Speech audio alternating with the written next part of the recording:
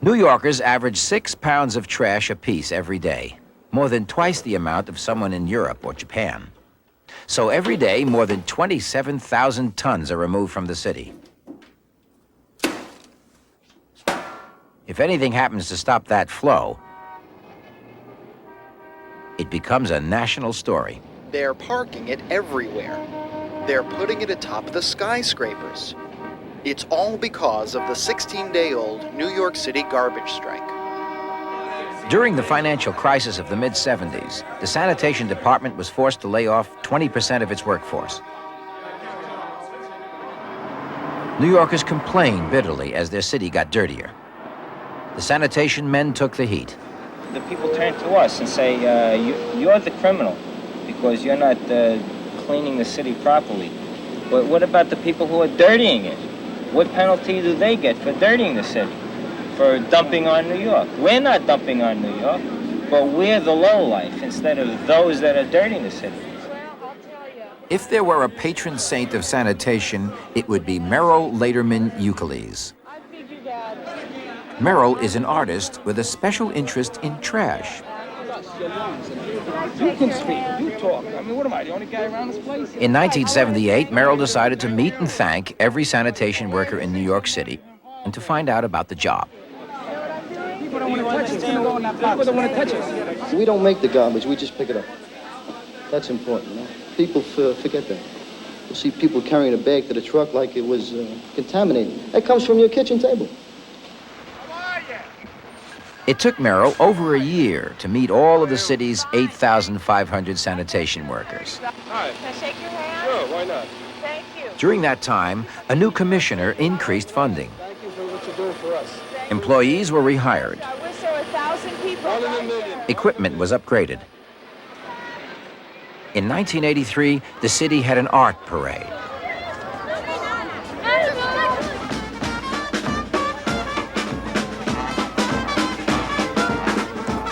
Normally, the sanitation department would be there to clean up after. But this time, Merrill had a different idea. Maintenance art would go on parade.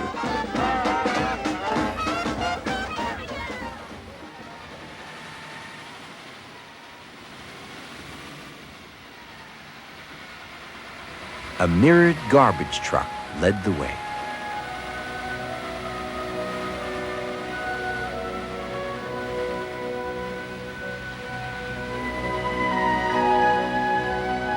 It was an honest reminder of just who was involved in this trash business.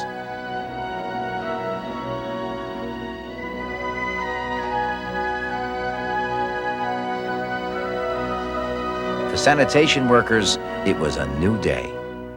I love my job, I tell you. I've had a few jobs in my lifetime, and this is about the best job anyone can ever have.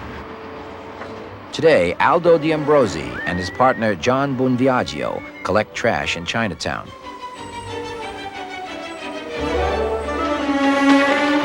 Chinatown is a tough route. You got to get in and get out of there because about 10 o'clock the tourist bus come in. And then the garment trucks come in. So you got to move to get out of there.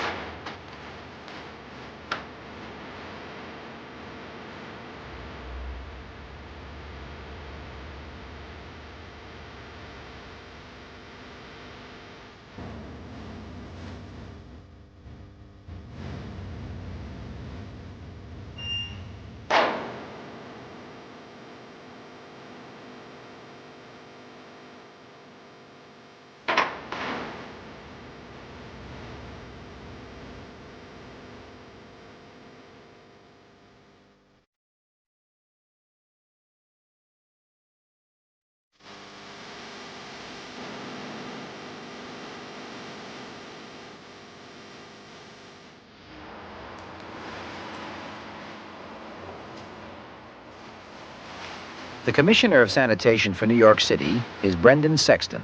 Well, we know how to collect trash. We know how to sweep the streets. And we know how to truck trash around.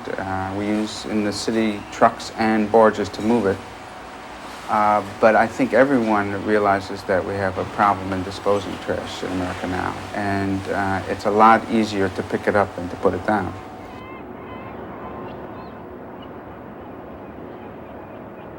Trash used to be dumped at sea, but the Supreme Court made that illegal in 1934.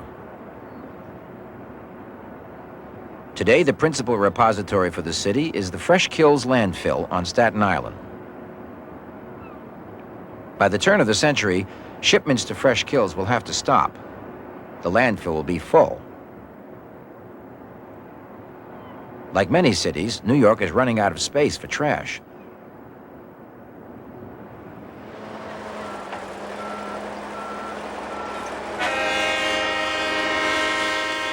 Fresh Kills is the largest landfill in the world. But even if it were larger, its future would be in question. Landfilling is cheap, but all landfills leak and they all bleed gases into the air. And now we are finally coming to grips with the fact that we have to be responsible with what we do with the trash.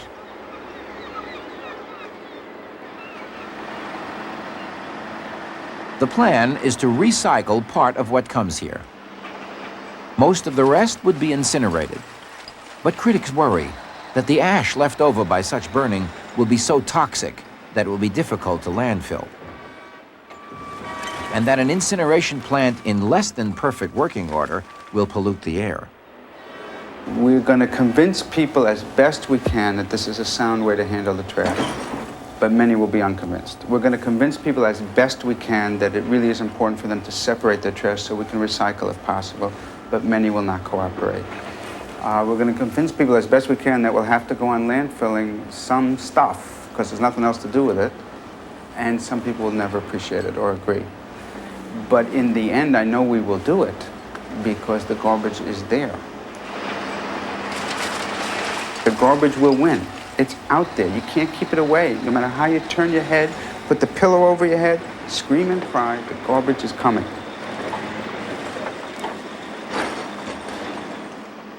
Let me put it this way. America and New York will either solve the garbage crisis because we start now investing and planning and building towards an environmentally safe solution, and we'll solve it now in the next few years, or we will solve the garbage crisis 10 years from now in a panic, in hysteria, at 20 times the cost and at 20 times the environmental damage because we waited too long and we did too much harm. But we will solve it somehow.